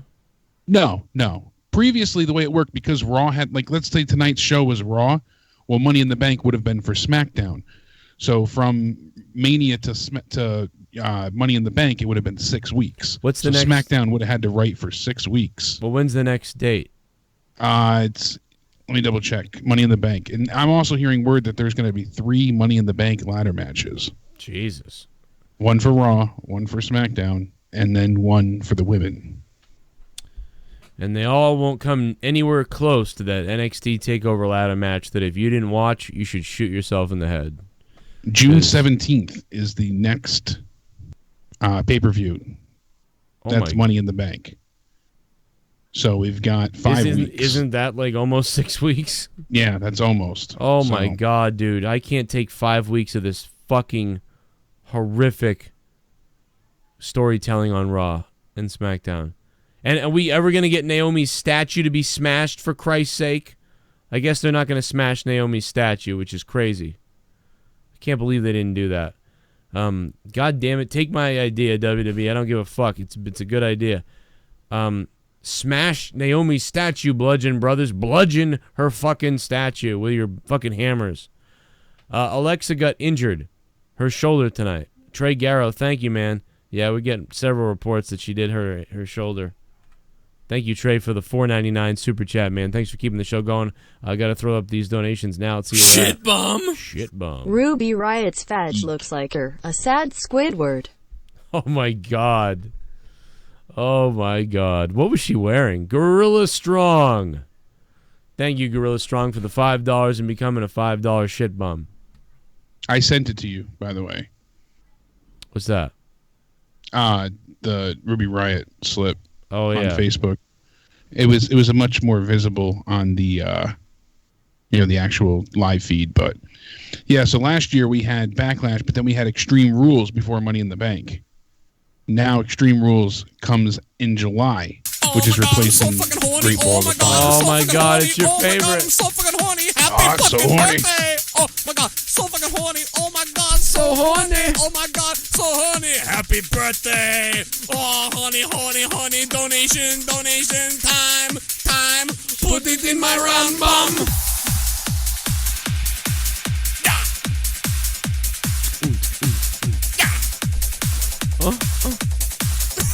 Just score back. No matter how good my seat was in seeing Renee fine ass and Peyton's tits up close. It was a shit PPV. Only match that was good was IC. During main event, my area had Johnny Wrestling and Beat the Traffic chants lol. Hashtag horny for tits. Lekaflan, thank you for confirming Beat the Traffic chants. Lekaflan also saying there's Beat the Traffic chants. That's fucking hilarious, Lekaflan. How you been doing, man? Roman AIDS. Raw gave me AIDS. Fuck Raw. Raw gave me AIDS. Fuck Raw. Went to the show, it gave me and my friend AIDS. Roman got killed, people left mid-match. Jesus. Bobby Roode is AIDS just as much as Roman. Backtrash was bad. Let me see if I can see who that was. Roman AIDS. What's up, Roman AIDS? Yes, it was. I feel bad for Bobby Roode. That's the biggest disappointment, was that moment. I loved everything that was going on. I can't even believe it. WWE should be lucky that I'm not ripping that segment because I loved it. for some reason. And then Bobby Roode. Shit bum. I went, oh, fuck Don't me. forget the best part of the night where they all sang the We Are the World parody song. God. Ha ha ha. Dude. Stupid idiots. They get negative points from me. Joe Cronin's cock must win for that stupid combined brand rap commercial pop song thing they do. My God, that thing is fucking enraging. Like, it is so enraging. I hate it. I want to puke. It's embarrassing. It's cheesy. It's awkward. And on top of everything else that's not good, it really makes things really blow ass. 631, I tried to take your call. Looks like you hung up. Seems like you hung up or you lost connection or something. So my bad.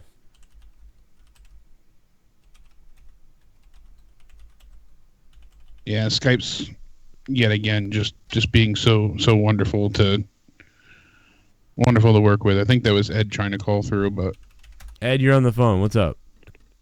Yo, What's up, man? dude, what's up? How you doing, man? Dude, we got you through. What's going on? Oh, what the fuck? I don't get it. I don't fucking get it. You at the show? This is easy. No, I wasn't at the show. I'm watching home here. I just don't get it. This is easy shit. Every week, I've listened to you guys for like 2-3 years. Every week, you guys come up. Here you go. 3-month plan. How you book a match. How you get it exciting. How you build it up. How you get the fans to come back. Like you're saying, get Roman to go heel. I mean, this is basic common fucking sense. And Vince is like back in the 80s, back to doing gimmicks, doesn't listen to the fans, puts over who he wants. People in the ring don't know how to work together. Remember the Attitude Era? What Rock and Stone Cold and those guys used to say? We get in a match, we didn't have to talk about it, we knew our shit. Let one guy take over, do his thing, 10 minutes later, I'll take over. This is fucking horse shit. Vince doesn't listen to fucking anybody. It's his own bullshit. People, I mean, can we, you know what, this is the perfect time to get like a back trash hashtag going and a beat the traffic hashtag for fucking Backlash. Yeah, the beat the traffic one is the most messed up one. That is That is so egregious and Dude, just that's like, insulting. honestly, that's like an instant classic. Yeah, beat the traffic. And That's were. an instant classic. Dude, I mean, if you add WrestleMania with people at WrestleMania throwing beach balls around and shit, and then you add tonight with people chanting beat the traffic, I mean, that is pathetic. And you know what else is pathetic is this fucking guy that's always in the front row. I want to punch this guy in the face. Oh, God. Somebody find me this guy, and the green shirt guy. I want the green shirt guy and this guy, like fucking Clark Griswold in the fucking movie, brought to the door. Why? So the old ladies that's with him can jack him off continually. I said it would only have been better if he was wearing a MAGA hat. You know? Oh my Then it God. really would've- I mean, like you guys, I'm watching the show. I got my pills in me. I got a nice blunt next to me. I'm smoking. The first match opening, I'm like, holy shit, this is fucking excellent.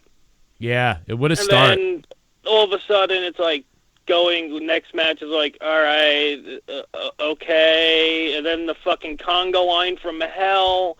It's like, no. And then, WWE retweeted out that Alexa hurt both her shoulders. Not just one, both of them.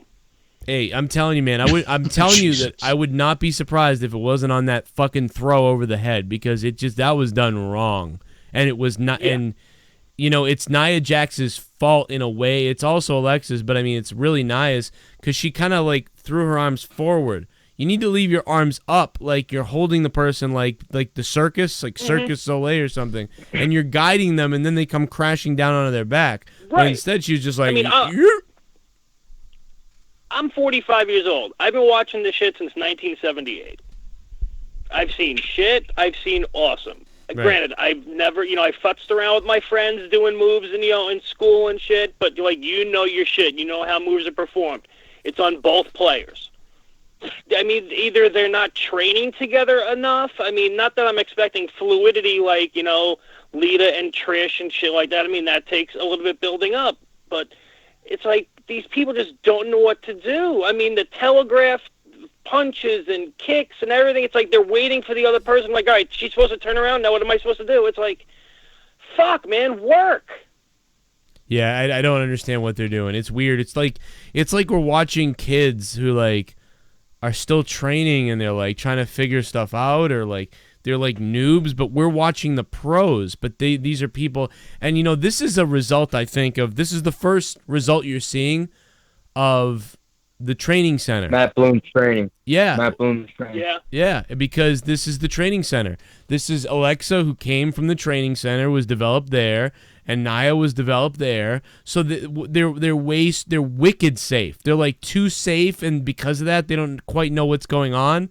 Where everybody else, they go to the indies and you get your ass kicked, or you're not prepared. You learn a certain way. You start learning different things. You learn from all these different wrestlers. Well, it's starting to make me feel like, man, I want Adam Cole to stay in NXT, because I know it gets fucking ruined if he goes up to Raw or SmackDown. Yeah. One of the guys from Undisputed. I want these guys to stay in NXT, because they're going to get fucked if they come up here, or to the main show. So. Yeah, man. I mean, your phone was breaking up a little bit, but I heard what you said. Basically, I kind of got the gist. 407. Oh, I'm sorry. No, it's okay. It's I just, don't know who that was talking. I'm like, Yeah. who the hell was that? Like, it's not Jake. I put somebody else on the phone, but he's right. It's the thing is, like, when somebody comes from somewhere else and shows up in NXT and gets trained there, that seems to be okay. But when they just grow the talent right in house, Nia was grown in house. You know what it reminds me of? It reminds me of a kid in school who grows up in like a picket fence, very nice like community, is sheltered, versus a kid who went to like fucking, you know what I mean? Like when I grew up in New Hampshire, kids were way more sheltered. Like if you started a fight with somebody in New Hampshire where I grew up, they would be like, what's going on? Like, I'm not sure what's happening. But like the guy in Boston where I'm from now, where I moved to, would be like, you don't fucking do that. They'd just be ready. They'd be street smart. They'd be ready to go, and they'd be natural. But you're seeing the other person being kind of awkward because they were sort of, you know what I mean? They were babied and they had a different life. Yeah, you saw it a lot in college. The kids that, any of them that had private schooling or that went to, or had even homeschooling at that, the real sheltered ones, once they got that little taste of freedom, they'd lose themselves and they'd be, they'd end up in the hospital or arrested in the first weekend because they couldn't handle themselves, Yeah, you're essentially seeing Nia Jax like training now. Like she was in NXT for a year and a half in NXT, and in a year and a half, she's on the main roster. Dude, like let's look at a guy like Flip Gordon. My friend Flip Gordon. How long was she a valet for also? Was she a valet, really?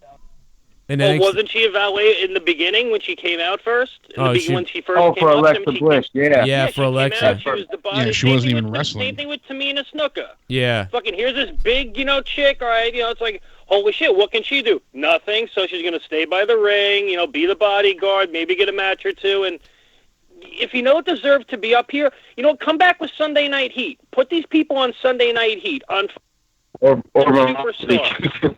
Yeah, Velocity. Yeah, no, you're right. I mean, dude, they thank you guys for the calls. Good calls. Good call. The phones are a little fucked up. That's the only reason why I let you go. But, it's like Flip Gordon, right? My friend Flip Gordon, he started wrestling 3 years ago now.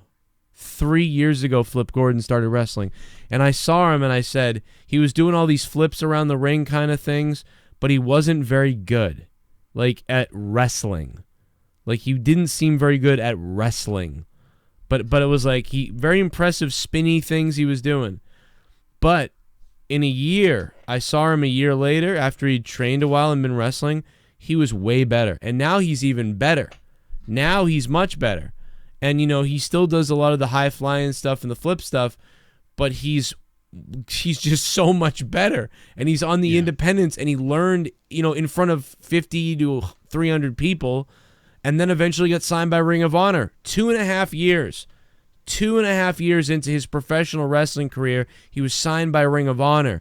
And by that time, he had developed decent enough to be in Ring of Honor. And he's gotten better since being in Ring of Honor.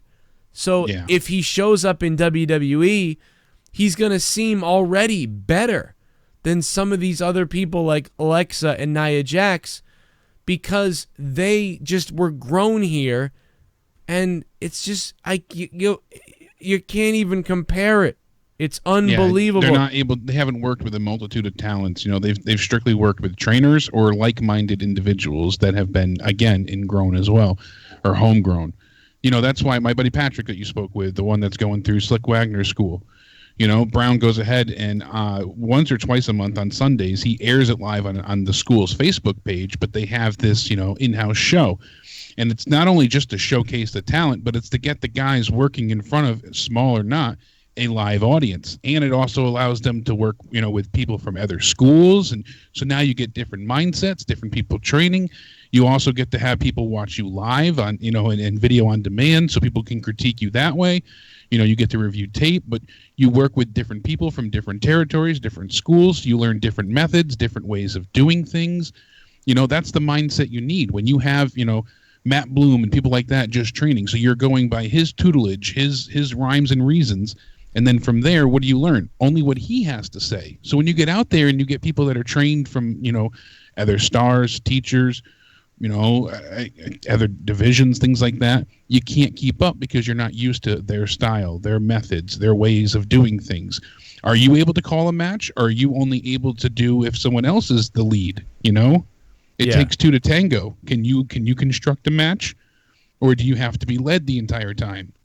Yeah. And with some of these females and some of the guys even too, it feels like, okay, if they don't have a ring general with them, they're floundering. They don't know what to do next. So they're kicking in the air or they're sitting on the outside holding their hair. And Alexa's pretty good, but she's still learning herself in a way. Like, she's not learning. She knows what she's doing, but she's still a little bit, like, there's still a little bit of, you know, unsure, still a little bit of rookie in her. And then she's in there with Nia, who's super rookie. And it just becomes bad. And yeah, I saw Flip take that nasty shot at Supercard. One of the reasons I know Flip is because when he came to Massachusetts 3 years ago or so, whatever, I sort of we kept running into each other. And if you guys remember, I played hockey and I got hit in the head by a guy. He kneed me in the fucking head.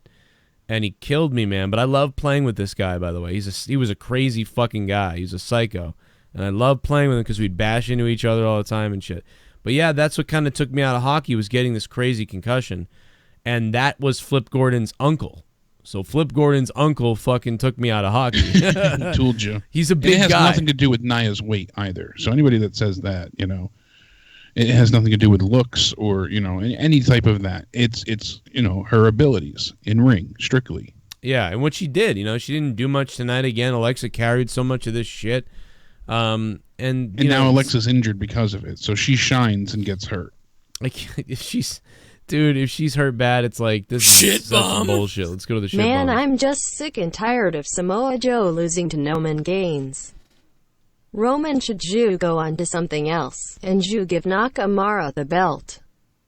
Let AJ chase till SummerSlam. You think Kevin and Sammy splitting up? Yeah, I mean, I think they are, but they keep flirting with it, and it's stupid. Kalel Bama, thanks for the $5. I wish they would just completely break these guys up already, or just don't do this anymore. Like, why do they have to keep, like, fake breaking up with each other? Owens and Sammy and Sasha and Bailey are the most enraging story things that are going on. Like, they're just non-story annoyances. It was awful on the pre-show. Yeah, I didn't see it, thank God. Movado 316. I don't know if you ever noticed, but Michael Cole always oversells any offense Roman does and basically shits on his opponent. Well, Movado, I wouldn't be surprised. And they did at the end. They were like, oh, he's overcome so much that they did the Hogan ending. I mean, that's why they're going. It's so fucking terrible, dude. And now so where do we pathetic. go with, you know, from here with Samoa Joe? Granted, he'll be on the SmackDown brand, but hopefully this doesn't hinder him once again. He said he wanted to go for the title. You know, he wanted to insert himself into that title picture. I know Roman needed the win, but I don't know. It's unfortunate. This whole scenario is just, it feels ass backwards, really. It really is asinine because now Samoa Joe is going to go in. Nad's rash was no terrible. backup. I was falling asleep during the Randy Orton and Jeff Hardy match. I give this PPV AIDS out of 10. AIDS God, out of my 10. nads are going to have a rash after this PPV. Arushin Chu, thanks for the $5, Aru. He says AIDS out of 10. All the donation amounts are in the description box down below. If you go all the way down the bottom of the description, you scroll all the way down, all the donation amounts are there so you know what to donate if you want on Streamlabs. Thank you guys for that. And guys, if you're new to the channel, hit the sub button down below. My wrestling channel's Joe Cronin Show, but we're live on Corrupted tonight because I can't go live from Joe Cronin Show. So thank you to Aru Shin-Chu. Okay, any last words on this Backlash 2018 tonight, Jake? No. Like it was like finally getting a prostitute that's not only beautiful but AIDS free. You know, that first match was perfect. You get her in bed and then she dies of a fucking cocaine overdose. Like, you know, all the excitement, none of the payoff. I was gonna use an Avengers analogy, but it would have been a spoiler, so I'm not gonna say it. But what I will say is that reminds me, listen to our Avengers spoiler, huge spoiler 1 hour podcast.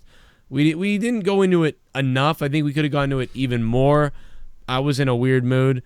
But we went into it pretty well, and we talked about Avengers, and that video's up here on Corrupted, plus a bunch of other stuff about how Maker support is not giving people money because Stripe has left Maker support because some people say that there's alt-right members of Maker support. Maker support is like Patreon, but it's the opposite. It's like the alternative to Patreon, and so their Stripe is not processing people's payments because Stripe doesn't want to work with a website that maybe might have, I don't know, alt-right people on it or something, or I don't know what the fuck. So Stripe is a bunch of cuckbags, and so we won't get paid, and basically a bunch of people signed up for Stripe so they could donate to tons of Maker supporters just to charge back so that Stripe would also flag it for that reason.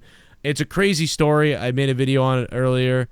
The world is fucked up right now. You know, Twitter's a mess. YouTube's a mess. That's why we're broadcasting here on Corrupted, because YouTube censored my other channel from going live until July 2nd for pretty much no reason. Just like this channel was suppressed for 3 months because I made a Tide Pod song. I made a song about Tide Pods, and YouTube came after me. It wasn't anybody else. It was YouTube that came after me about it because don't make a song about telling people not to eat Tide Pods, but let Jimmy Kimmel show video of people eating Tide Pods. Yeah, very good. I wonder why Jimmy Kimmel's allowed to do it, but nobody else is. Could it be the Hollywood Disney fuckers? So, you know, fuck you, YouTube. Eat my shit. And they're suppressing my Joe Cronin Show videos. They're suppressing Corrupted. So the best way to support us is to become a patron. Patreon.com/Joe Cronin Show. Give the support there if you can. 6 to 8 hours of bonus content a week, plus the Corrupted podcast. Hate Man makes his return tomorrow to Patreon and all kinds of other shit. No. Yeah, he's coming. And hit me up on Twitter if you guys want. All the fucking shit is right over here. Patreon, Twitter at Real Cronin, Facebook, facebook.com/Rage Internet Radio. You can Instagram. Check out my Instagram. I got tons of shit. I do live videos sometimes on Instagram. Instagram.com/Joe Cronin Show. And yeah, Patreon's really important though. Patreon.com/Joe Cronin Show. Go check it out for free. Fucking check out the website. Tons of bonus content. Just fucking hundreds of fucking thousands of hours of bonus shit. I recently put out a link on Patreon for the first 15 episodes of Corrupted to download them, because people find it hard to go in to find the posts, even though you can click on the posts and find them in order. Some are missing because they're fucking up there too. So I'm going to be putting out posts where it's like all 50 episodes of Morning Madness, all 50 episodes of Corrupted Podcast, and all of my songs and everything. So you can just click on that post to a Dropbox and download everything and keep it. So even if you just became a $5 patron and then you decided to leave, you could still download everything and leave and come back at some other point or whatever you want to do. But think about supporting it monthly. So shout out to the people that became patrons on Patreon. There's an app you can download. Patreon actually alerts you every time I post, unlike YouTube. So I also post YouTube videos on Patreon, so you get the alert. So that's another way. Just $1 a month, you'll get that. Plus, you'll get the Corrupted podcast. It's fucking pretty good. John Amantia Oh, John Amantia, thank you for the $5 a month. Joe Compton increased his pledge from $5 to $25. And, of course, Kevin Carter going to $10. Johnny Ray Sinister to $30. So thank you. You only, you can do 1, 2, 3, 5, 10, and you get stuff. But some people are just dropping bigger support to help the show. So thank you for that. Let's go to a phone call real quick because somebody's calling. I want to see what's up. 704, what's up? Hey, 704 here, man. This show was terrible, dude. Yeah, dude. Like, terrible. I'd rather watch Braun Strowman shove a sledgehammer up Alexa Bliss's ass than watch this damn show. I mean, Oh my God! Well, dude, I will pay for that. We all would. Hell yeah! I wouldn't just rather watch that. I'd drop $100 on that. I mean, it was just terrible, dude. I mean, terrible. I mean, you got championship matches, and you have the main event a non-championship match. I mean, really?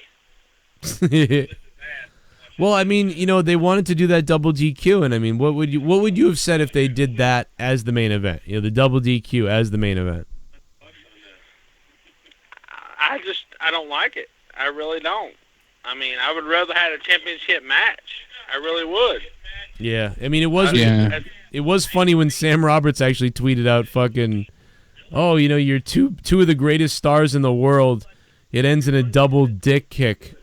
DQ, no disqualification. Like seriously. And even worse than that is they have Roman Reigns, St. Louis fan pointed this out before, Roman Reigns tweets out, it's not always about titles.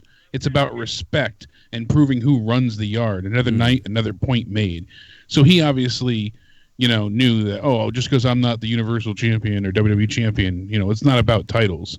Fuck you. Just fuck you.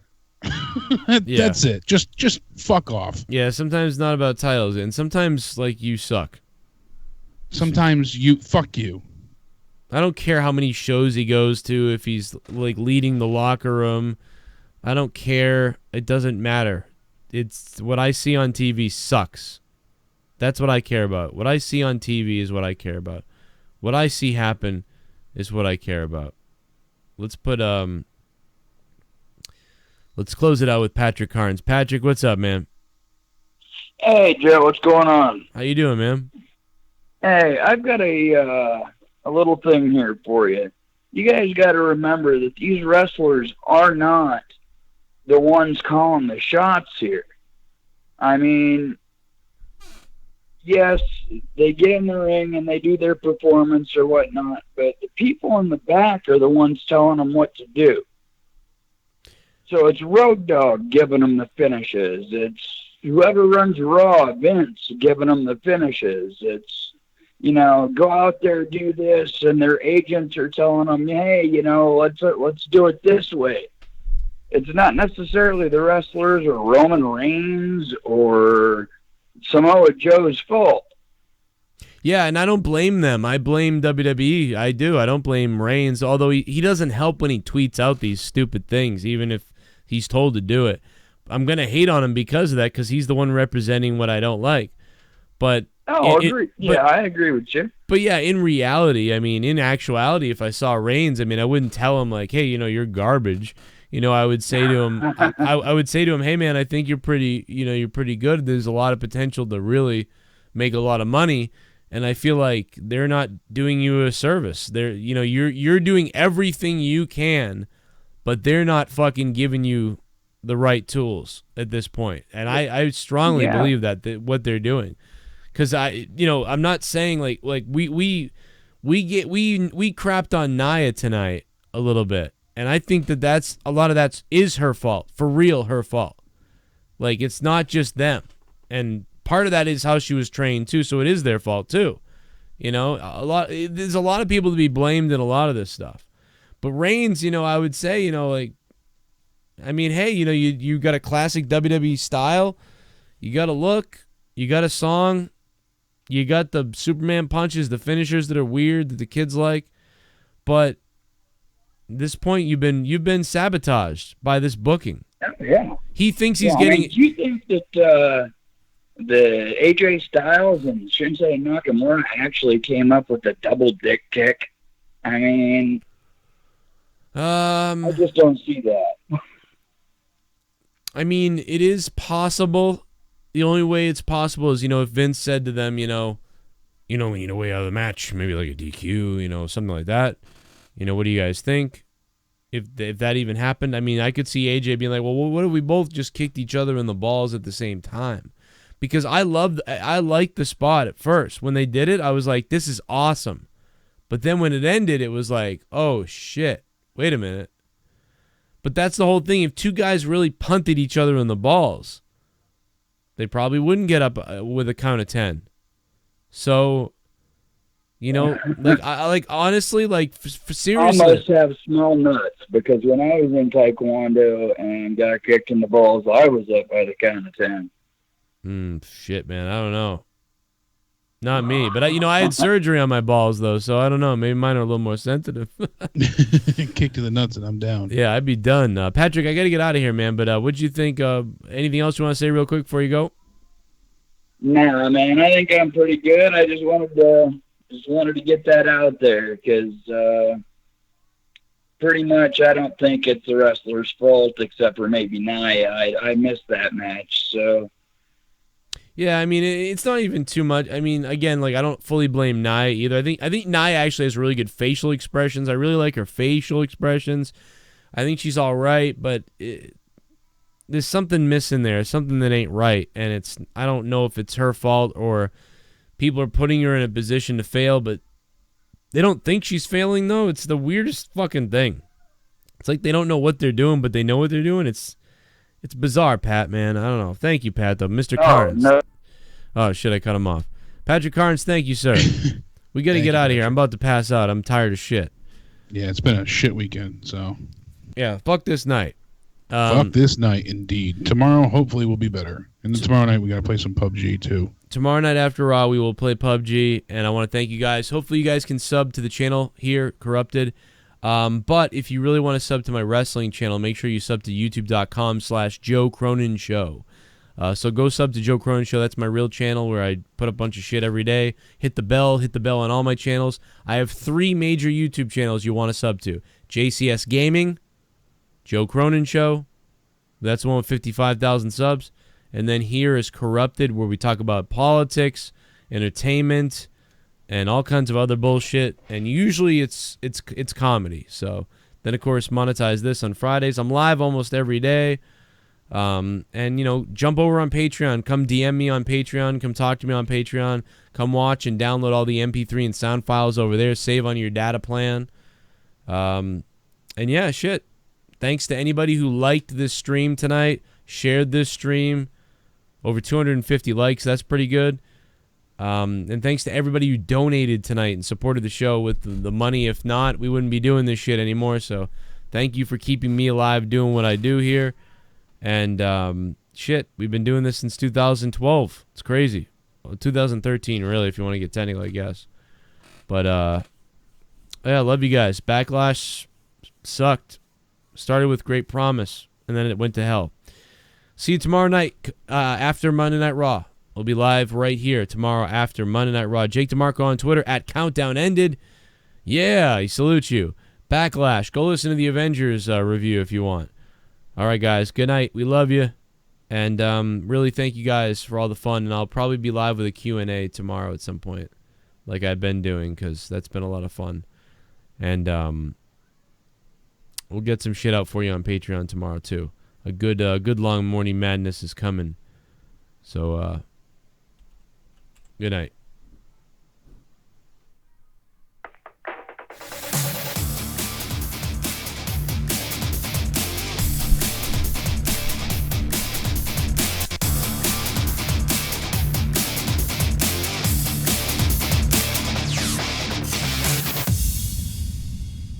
Make Roman look strong or I'll break your damn neck.